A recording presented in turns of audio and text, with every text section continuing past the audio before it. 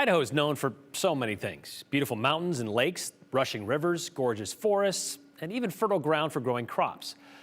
But what lies underneath all those things is what piques the interest of a certain group called rockhounds. Sophia Bliss explains what they're after and why Idaho is a great place to find it.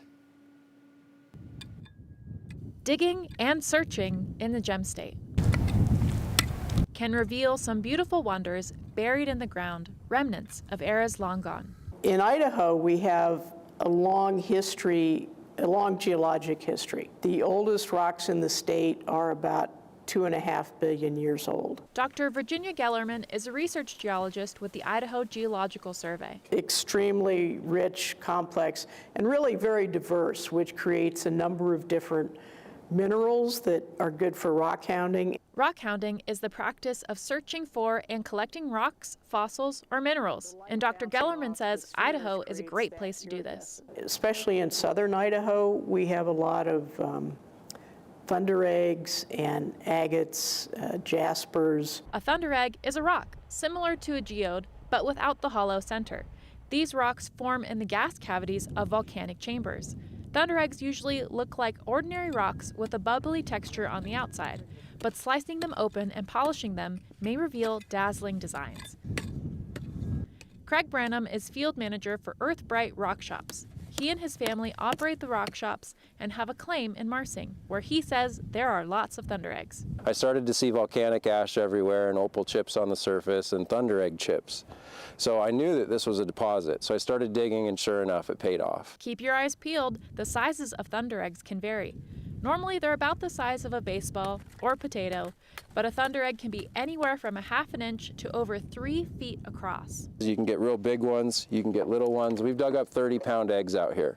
This is another egg that I found. This is from a new deposit that I located just a few miles away, and this is at least 200 pounds. And it's full of agate and it's full of opal. Specifically, blue opal is what these thunder eggs are filled with. Branham showed us the ropes on how to dig them up.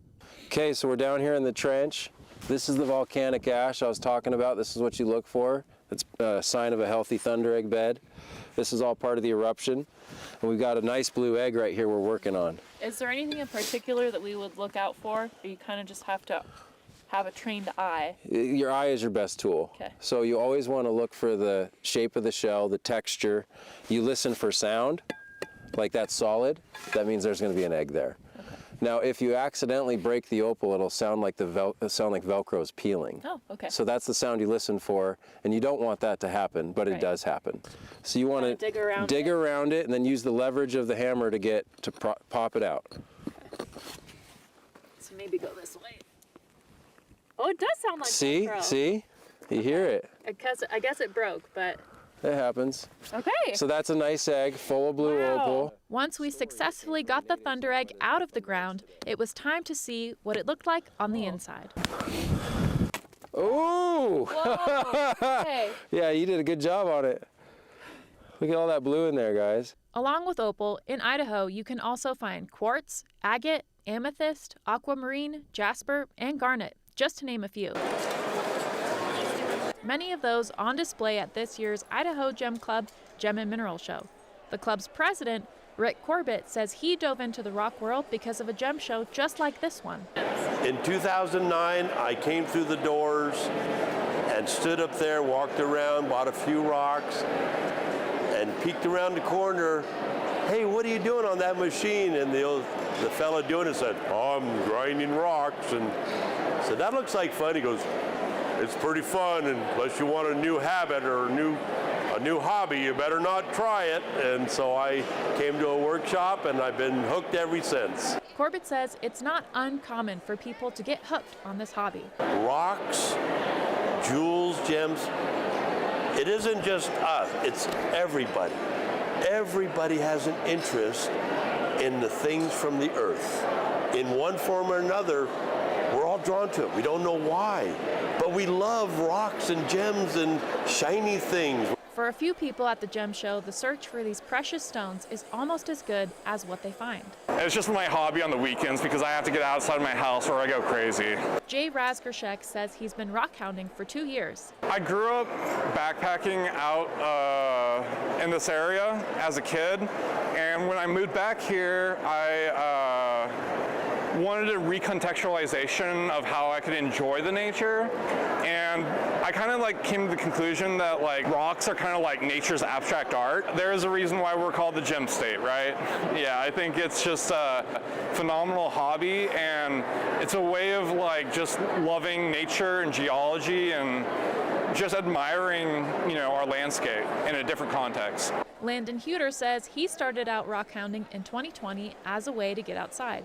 I mean, at my house is just covered with rocks. It's all over my room, all over under our TV, all around outside. There's just rocks everywhere because everywhere I go, if I see cool rocks, I'm picking it up. To me, it's like just finding treasures on the ground. I mean, like if you were to just, you know, be walking on the street and you see a $100 bill on the ground, it's the same feeling. Even though hunting down rocks sounds like it might be a lonely pursuit, there is a local community of people to learn from.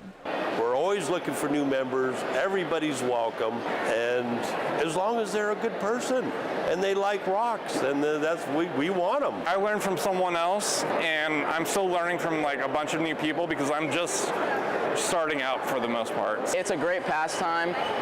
If anyone is like wanting to start a collection, like rocks is the best thing to do. Before you head out on your rock hounding trip, there's a few things to consider.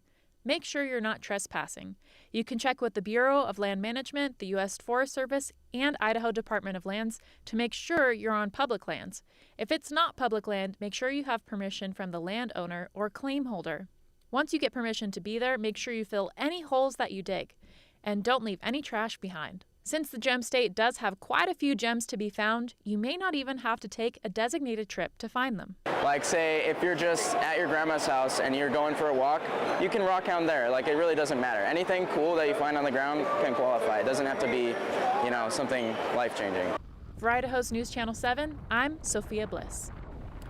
Okay, so to be clear, the rocks and other specimens you collect from public lands are for use, your use only. You can't sell them to commercial dealers. These guidelines also do not apply to river stones or lava rock for construction. Lots of different rock hounding resources are available out there. We have a few of them listed on our website, but there's a few more on your screen. These are great places to start. The Earth Bright Rock Shop offers rock hounding trips on a regular basis. You can find more information about that on their Facebook page.